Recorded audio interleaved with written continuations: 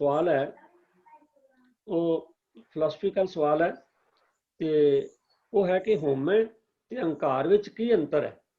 क्योंकि ਅਸੀਂ देखते हैं भी होमे ते हंकार लफ्ज ਜਿਹੜੇ बड़े फ्रीकुएंटली यूज ਹੁੰਦੇ ਨੇ ਗੁਰੂ ਗ੍ਰੰਥ ਸਾਹਿਬ ਵਿੱਚ होमे ते हंकार, क्योंकि बड़ा ਵੱਡਾ मतलब है भी ਮਨੁੱਖਾ ਜੀਵਨ ਵਿੱਚ ਸਭ ਤੋਂ ਵੱਡਾ ਜਿਹੜਾ ਚੈਲੰਜ ਹੈ ਉਹ ਸਾਨੂੰ ਹੋਮੇ ਦਾ ਹੀ ਹੈ।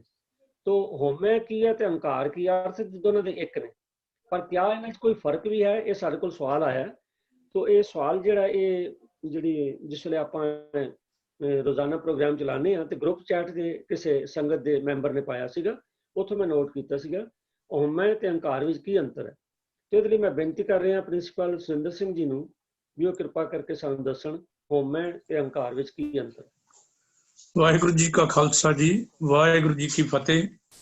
ਆਵਾਜ਼ ਆ ਰਹੀ ਹੈ ਜੀ? ਹਾਂਜੀ ਆ ਰਹੀ।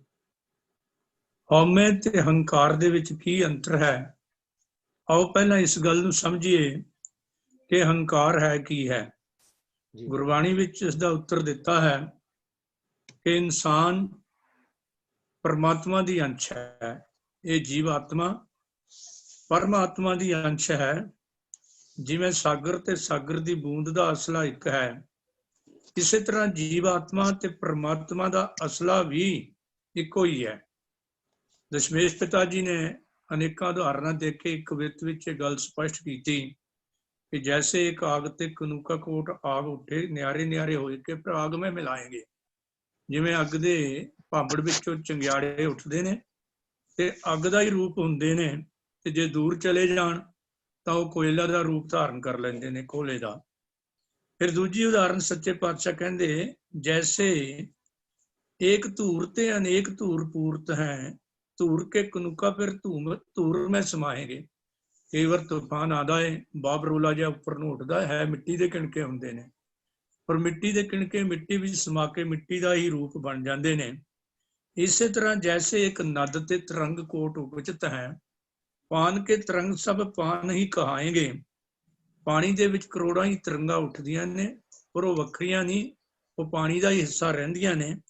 ਤੈਸੇ ਵਿਸ਼ਵ ਰੂਪ ਤੇ ਅਭੂਤ ਭੂਤ ਪ੍ਰਗਟ ਹੋਏ, ਤਾਂ ਹੀ ਤੇ ਉਪਜ ਸਭੇ ਤਾਂ ਹੀ ਮੈਂ ਸਮਾਏਂਗੇ। ਇਸੇ ਤਰ੍ਹਾਂ ਇਹ ਜੀਵ ਆਤਮਾਵਾਂ ਪਰਮਾਤਮਾ ਤੋਂ ਪੈਦਾ ਹੁੰਦੀਆਂ ਨੇ, ਤੇ ਜੇ ਪਰਮਾਤਮਾ ਵਿੱਚ ਹੀ ਅਭੇਦ ਹੋ ਜਾਣ, ਉਹ ਧਰਮੀ ਬਣਨਾ ਪਏਗਾ। ਸਰਬ ਧਰਮ ਮੈਂ ਸ੍ਰੇਸ਼ਟ ਧਰਮ, ਹਰਿ ਕੋ ਨਾਮ ਜਪ ਨਿਰਮਲ ਕਰਮ, ਤੇ ਪਰਮਾਤਮਾ ਦਾ ਹਿੱਸਾ ਬਣ ਜਾਂਦੀਆਂ ਨੇ। ਇਸ ਲਈ ਕਹੋ ਕਬੀਰ ਇਹ ਰਾਮ ਕੀ ਅੰਸ਼ ਹੈ, ਇਹ ਆਤਮਾ ਪਰਮਾਤਮਾ ਦੀ ਅੰਸ਼ ਹੈ। ਫਿਰ ਸਵਾਲ ਪੈਦਾ ਹੁੰਦਾ ਹੈ ਕਿ ਮਨੁੱਖ ਆਪਣੇ ਆਪ ਨੂੰ ਸਰਬ ਵਿਆਪਕ ਪਰਮਾਤਮਾ ਤੋਂ ਸੁਤੰਤਰ ਜਾਂ ਆਜ਼ਾਦ ਕਿਉਂ ਸਮਝਣ ਲੱਗ ਪੈਂਦਾ ਹੈ। ਗੁਰਮਤਿ ਭਾਸ਼ਾ ਨੇ, ਗੁਰਮਤਿ ਵਿਚਾਰਧਾਰਾ ਨੇ ਇਸ ਗੱਲ ਦਾ ਜਵਾਬ ਦਿੱਤਾ ਹੈ ਕਿ ਜੀਵ ਆਤਮਾ ਤੇ ਪਰਮਾਤਮਾ ਦੇ ਅੰਤਰ ਦਾ ਕਾਰਨ ਹੈ ਹਉਮੈ ਜਾਂ ਹੰਕਾਰ। ਧੰਨ ਗੁਰੂ ਅਰਜਨ ਪਾਤਸ਼ਾਹ ਕਹਿੰਦੇ ਨੇ, ਧਨ ਫਿਰੇ ਨਾ ਧਨ ਫਿਰਕਾ ਇੱਕ ਹੀ ਸੰਗ ਵਾਸਾ, ਵਿੱਚ ਹਉਮੈ ਭੀਤ ਕਰਾਰੀ।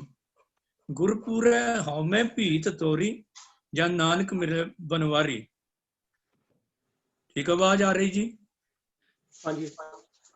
ਤੇ ਗੁਰੂ ਅਰਜਨ ਦੇਵ ਜੀ ਮਹਾਰਾਜ ਨੇ 624 ਪੰਨੇ ਤੇ ਰਾਗ ਸੋਠ ਵਿੱਚ ਫਿਰ ਗੱਲ ਸਪਸ਼ਟ ਕੀਤੀ ਕਿ ਹਉ ਭੀਤ ਭਇਓ ਹੈ ਬੀਚੋ, ਸੁਣਤ ਦੇਸ਼ ਨਿਕਟਾਇਓ, ਭਾਵੀਰੀ ਕੇ ਪਾਤ ਪਰਦੋ, ਬਿਨ ਪੇਖੇ ਦੋਰਾਇਓ। ਜਿਵੇਂ ਤਿਤਲੀ ਦਾ ਇੱਕ ਖੰਭ ਜਿਹਾ ਹੁੰਦਾ ਹੈ, ਏਦਾਂ ਬਰੀਕ ਜਿਹੀ ਝਿੱਲੀ ਵਰਗੀ ਇੱਕ ਕੰਧ ਹਉਮੈ ਦੀ ਬਣੀ ਹੋਈ ਹੈ, ਜੋ ਆਤਮਾ ਤੇ ਪਰਮਾਤਮਾ ਦੇ ਵਿੱਚ ਅੰਤਰ ਹੈ। ਅੰਤਰ ਅਲਖ ਨਾ ਜਾਈ ਲਖਿਆ, ਵਿੱਚ ਪਰਦਾ ਹਉਮੈ ਪਾਈ। 205 ਪੰਨੇ ਗੌੜੀ ਰਾਗ ਵਿੱਚ ਸੱਚੇ ਪਾਤਸ਼ਾਹ ਨੇ ਸਪਸ਼ਟ ਕੀਤਾ। ਜਦੋਂ ਜੀਵ ਮਾਤਾ ਦੇ ਉਦਰ ਵਿੱਚ ਹੁੰਦਾ ਹੈ ਤੇ ਗੁਰੂ ਪਾਤਸ਼ਾਹ ਕਹਿੰਦੇ ਨੇ, ਮਾਤ ਗਰਭ ਮੈਂ ਆਪਨ ਸਿਮਰਨ ਦੇ ਤੈਂ ਤੁਮ ਰੱਖਣ ਹਾਰੇ। ਉਸ ਵੇਲੇ ਜੀਵ ਆਤਮਾ ਤੇ ਪਰਮਾਤਮਾ ਦੀ ਇੱਕ ਮਿਕਤਾ ਹੁੰਦੀ ਹੈ। ਪਰ ਬਾਬਾ ਕਬੀਰ ਜੀ ਦੇ ਪਾਵਨ ਬਚਨ, ਜੋਨ ਛਾੜ ਜੋ ਜਗ ਮੈਂ ਆਇਓ, ਲਾਗਤ ਪਵਨ ਖਸਮ ਬਿਸਰਾਇਆ। ਜਿਵੇਂ ਹੀ ਜੀਵ ਆਤਮਾ, ਜਿਵੇਂ ਹੀ ਮਨੁੱਖ ਜਿਹੜਾ ਹੈ ਉਹ ਮਾਤਾ ਦੇ ਉਦਰ ਤੋਂ ਬਾਹਰ ਆਉਂਦਾ ਹੈ, ਤੇ ਉਸ ਵੇਲੇ ਬਾਹਰਲੀ ਹਵਾ ਲੱਗੀ ਤੇ ਜੀਵ ਵਿੱਚ ਕਿਸੇ ਨਾ ਕਿਸੇ ਕਾਰਨ ਜਾਂ ਆਪਣੀ ਹਸਤੀ ਨੂੰ, ਆਪਣੀ ਆਤਮਾ ਨੂੰ ਪਰਮਾਤਮਾ ਤੋਂ ਵੱਖ ਹੋ ਕੇ ਆਪਣੇ ਆਪ ਨੂੰ ਸੁਤੰਤਰ ਸਮਝਣਾ ਸ਼ੁਰੂ ਕਰ ਦਿੰਦਾ ਹੈ। ਤੇ ਜਿਉਂ-ਜਿਉਂ ਇਹ ਵੱਡਾ ਹੁੰਦਾ ਜਾਂਦਾ ਹੈ, ਗੁਰੂ ਪਾਤਸ਼ਾਹ ਕਹਿੰਦੇ ਨੇ, ਜਬ ਲਗ ਮੇਰੀ ਮੇਰੀ ਕਰੇ, ਤਬ ਲਗ ਕਾਜ ਏਕ ਨਹੀਂ ਸਰੇ। ਔਰ ਮੈਂ ਮੇਰੀ ਦੇ ਚੱਕਰ ਵਿੱਚ ਫਸਦਾ ਜਾਂਦਾ ਹੈ, ਹਉ ਦੇ ਵਿੱਚ ਫਸਦਾ ਜਾਂਦਾ ਹੈ। ਉਸ ਵੇਲੇ ਗੁਰੂ ਪਾਤਸ਼ਾਹ ਕਹਿੰਦੇ ਹਉਮੈ ਅੰਦਰ ਖੜਕ ਹੈ, ਖੜਕੇ ਖੜਕ ਵਿਹਾਏ, ਹਉਮੈ ਵੱਡਾ ਰੋਗ ਹੈ, ਮਰ ਜਮੇ ਆਵੇ ਜਾਏ। ਜਿਵੇਂ ਜਿਵੇਂ ਉਮਰ ਬੀਤਦੀ ਜਾਂਦੀ ਹੈ, ਇਹ ਆਪਣੇ ਹੰਕਾਰ ਦੇ ਵਿੱਚ, ਹਉਮੈ ਦੇ ਵਿੱਚ ਜਾਂ ਹੰਕਾਰ ਦੇ ਵਿੱਚ ਵੱਧਦਾ ਜਾਂਦਾ ਹੈ। ਹੁਣ ਗੱਲ ਇਹ ਹੈ, ਸਵਾਲ ਕਿ ਹਉਮੈ ਤੇ ਹੰਕਾਰ ਦੇ ਵਿੱਚ ਅੰਤਰ ਕੀ ਹੈ। ਦਰਅਸਲ ਹਉਮੈ ਅੰਦਰ ਪੈਦਾ ਹੁੰਦੀ ਹੈ ਤੇ ਹਉਮੈ ਦੇ ਵਿੱਚ ਪਹਿਲੇ ਜੜ ਅੰਦਰ ਜੰਮੇ ਤਾਂ ਉੱਪਰ ਹੋਵੇ ਛਾਉ। ਉੱਥੇ ਗੱਲ ਨਾਮ ਦੀ ਕੀਤੀ ਸੀ। ਬਿਲਕੁਲ ਇਸੇ ਤਰ੍ਹਾਂ ਦਾ ਕੁਝ ਮਿਲਦਾ ਜੁਲਦਾ ਜਿਹੜਾ ਹਿਸਾਬ ਕਿਤਾਬ ਹੈ ਉਹ ਹਉਮੈ ਦਾ। ਹਉਮੈ ਸੂਖਸ਼ਮ ਹੈ। ਹਉਮੈ ਜਦੋਂ ਬਾਹਰ ਨਿਕਲਦੀ ਹੈ ਕਿਸੇ ਕਾਰਨ ਕਰਕੇ, ਮੈਂ ਇੱਕ ਉਦਾਹਰਨ ਦੇ ਦੇਵਾਂ ਇੱਥੇ, ਕੇਵਲ ਹਉਮੈ ਹੀ ਨਹੀਂ, ਜਿਵੇਂ ਪਾਪ ਤੇ ਅਪਰਾਧ ਦਾ ਅੰਤਰ ਹੈ। ਗੁਰੂ ਤੇਗ ਬਹਾਦਰ ਜੀ ਮਹਾਰਾਜ ਦੇ ਪਾਵਨ ਬਚਨ ਹਨ, ਪਾਪੀ ਇਹ ਮੈਂ ਕਾਮ ਵਸਾਏ। ਇਹਦਾ ਮਤਲਬ ਜਦੋਂ ਤੱਕ ਹਿਰਦੇ ਵਿੱਚ ਹੈ, ਇੱਕ ਚਿਤਵਨਾ ਵੀ, ਇੱਕ ਯਾਦ ਕਿਸੇ ਦੁਸ਼ਮਣ ਦੀ ਆ ਗਈ, ਕਿਸੇ ਰੂਪ ਦੀ ਆ ਗਈ, ਜੇ ਕੋਈ ਵਿਕਾਰ ਕਾਮ, ਕ੍ਰੋਧ, ਲੋਭ, ਮੋਹ, ਹੰਕਾਰ, ਭਾਵੇਂ ਕੱਲਾ ਕੱਲਾ ਤੇ ਭਾਵੇਂ ਸਮੁੱਚੇ ਤੌਰ ਤੇ ਜਦੋਂ ਅੰਦਰ ਪੈਦਾ ਹੁੰਦੇ ਨੇ, ਤੇ ਜਦੋਂ ਉਹਨੂੰ ਪ੍ਰੈਕਟੀਕਲ ਰੂਪ ਦਿੰਦਾ ਹੈ ਨਾ ਇਨਸਾਨ, ਉਸ ਵੇਲੇ ਉਹਦਾ ਰੂਪ ਜਿਵੇਂ ਪਾਪ ਅਪਰਾਧ ਦੇ ਵਿੱਚ ਬਦਲ ਜਾਂਦਾ, ਜਦੋਂ ਪ੍ਰੈਕਟੀਕਲ ਰੂਪ ਦਿੰਦਾ ਹੈ। ਇਸੇ ਤਰ੍ਹਾਂ ਹਉਮੈ ਜਿਹੜੀ ਹੈ ਉਹ ਹੈ ਸੂਖਸ਼ਮ ਹੈ, ਹੁੰਦੀ ਅੰਦਰ ਹੈ, ਪਰ ਜਦੋਂ ਇਨਸਾਨ ਇਹਨੂੰ ਪ੍ਰੈਕਟੀਕਲ ਰੂਪ ਦਿੰਦਾ, ਉਹ ਹੰਕਾਰ ਦਾ ਰੂਪ ਧਾਰਨ ਕਰ ਲੈਂਦਾ। ਉਹ ਪ੍ਰੈਕਟੀਕਲ ਰੂਪ ਦੀਆਂ ਕੀ ਨਿਸ਼ਾਨੀਆਂ ਨੇ? ਸੱਚੇ ਪਾਤਸ਼ਾਹ ਗੁਰੂ ਅਰਜਨ ਦੇਵ ਜੀ ਨੇ ਪ੍ਰਮਾਣ ਕੀਤਾ ਹੈ, ਹਉ ਬੰਧੋ ਹਉ ਸਾਧੋ ਬੈਰ। ਹਉਮੈ ਦੇ ਵਿੱਚ ਆ ਕੇ ਬੰਧਨਾਂ 'ਚ ਪੈ ਜਾਂਦਾ ਹੈ ਔਰ ਦੂਜੇ ਨੂੰ ਮਿੱਤਰ ਜਾਂ ਦੁਸ਼ਮਣ ਸਮਝਦਾ ਹੈ। ਹਮਰੀ ਭੂਮ ਕੌਣ ਘਾਲੇ ਪੈਰ। ਇਹ ਤਾਂ ਮੇਰੀ ਜਾਇਦਾਦ ਹੈ, ਇਹ ਮੇਰੀ ਕੁਰਸੀ ਹੈ, ਇਹ ਮੇਰਾ ਅਧਿਕਾਰ ਖੇਤਰ ਹੈ। ਉਸ ਵੇਲੇ ਉਹਦਾ ਜਿਹੜਾ ਹੈ ਹੰਕਾਰ ਪ੍ਰਗਟ ਹੋਣਾ ਸ਼ੁਰੂ ਹੋ ਜਾਂਦਾ ਹੈ। ਉਹ ਹਉ ਪੰਡਤ ਹਉ ਚਤੁਰ ਸਿਆਣਾ, ਕਰਨੇ ਹਾਰ ਨਾ ਬੁਝੇ ਬਿਗਾਨਾ। ਇਹ ਨਿਸ਼ਾਨੀਆਂ ਨੇ। ਆਪਣੇ ਆਪ ਨੂੰ ਬੜਾ ਚਤੁਰ ਸਮਝਦਾ। ਉਹੀ ਜਿਹੜੀ ਹਉਮੈ ਅੰਦਰ ਸੀ, ਉਹ ਹੰਕਾਰ ਦਾ ਰੂਪ ਬਣ ਕੇ ਕਦੇ ਉਹਨੂੰ ਵਿਵਚਾਰੀ ਬਣਾ ਦਿੰਦੀ ਹੈ, ਕਦੇ ਉਹਨੂੰ ਜੋ ਹੈ ਉਹ ਹੰਕਾਰ ਦੇ ਵਿੱਚ ਗੱਲਾਂ ਕਰਦਾ ਹੈ। ਇੱਥੋਂ ਤੱਕ ਵੀ ਹਾਂ ਸੂਰਾ, ਮੇਰੇ ਨਾਲ ਦਾ ਤਾਂ ਯੋਧਾ ਕੋਈ ਨਹੀਂ, ਸੂਰਮਾ ਕੋਈ ਨਹੀਂ, ਪ੍ਰਧਾਨ ਹਾਂ ਵੀ ਮੈਂ ਪ੍ਰਧਾਨ ਹੈ ਇੱਥੇ ਦਾ, ਤੂੰ ਕਿਵੇਂ ਇੱਥੇ ਆ ਵੜਿਆ।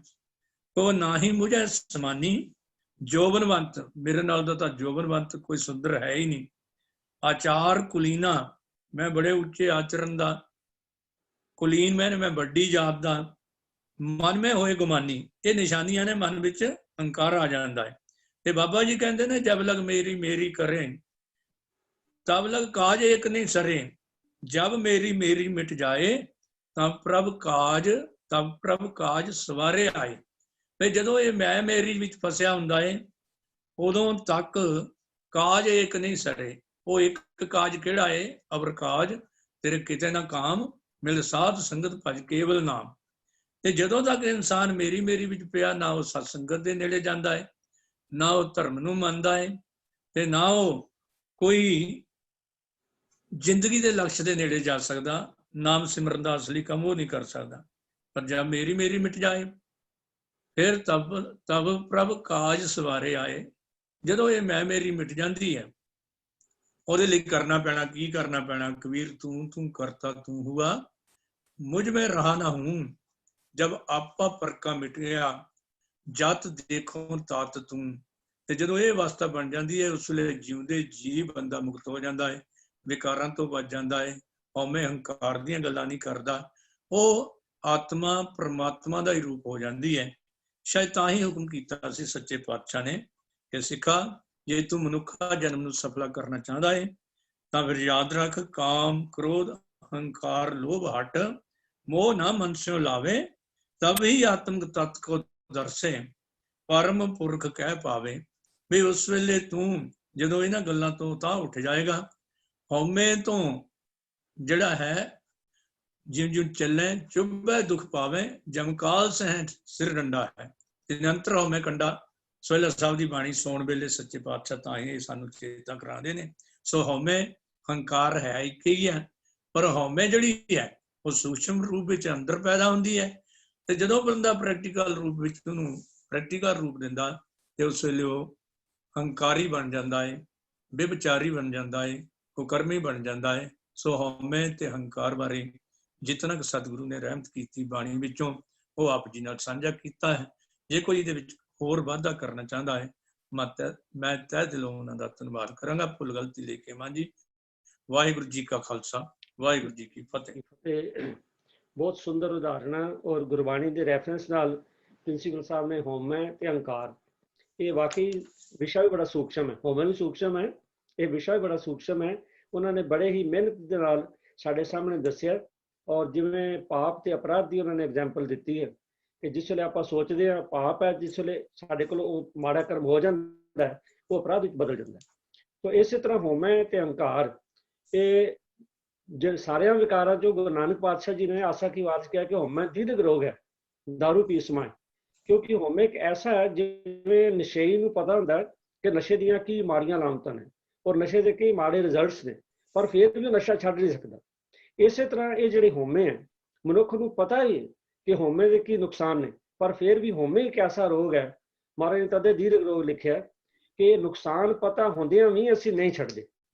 ਔਰ ਇਸੇ ਕਰਕੇ ਅਸੀਂ ਦੇਖਦੇ ਹਾਂ ਕਿ ਆਮ ਸਮਾਜ ਨੂੰ ਛੱਡ ਕੇ ਜਿਹੜੀਆਂ ਸਾਡੀਆਂ ਸੰਸਥਾਵਾਂ ਸਮਾਜ ਦੇ ਬਿਹਤਰੀ ਲਈ ਬਣੀਆਂ ਨੇ, ਔਰ ਇੱਥੋਂ ਤੱਕ ਜਿਹੜੇ ਧਾਰਮਿਕ ਸਥਾਨ ਨੇ ਉੱਥੇ ਵੀ ਜਿਹੜਾ ਆਪਾਂ ਕਹਿੰਦੇ ਜਿਹੜਾ ਪੌੜਾ ਪਿਆ ਉਹ ਹਉਮੈ ਕਰਕੇ ਹੀ ਸਾਰਾ, ਜਿਸ ਕਰਕੇ ਅਸੀਂ ਅੱਗੇ ਨਹੀਂ ਵਧ ਰਹੇ।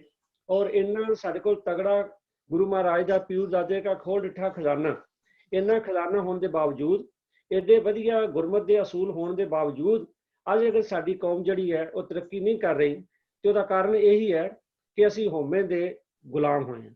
ਸਤਿਗੁਰੂ ਕਿਰਪਾ ਕਰੇ ਅਸੀਂ ਇਸ ਹਉਮੈ ਤੋਂ ਬਚੀਏ। ਤਾਂ ਪ੍ਰਿੰਸੀਪਲ ਸਾਹਿਬ ਜੀ, ਆਪ ਦਾ ਬਹੁਤ ਬਹੁਤ ਧੰਨਵਾਦ ਹੈ।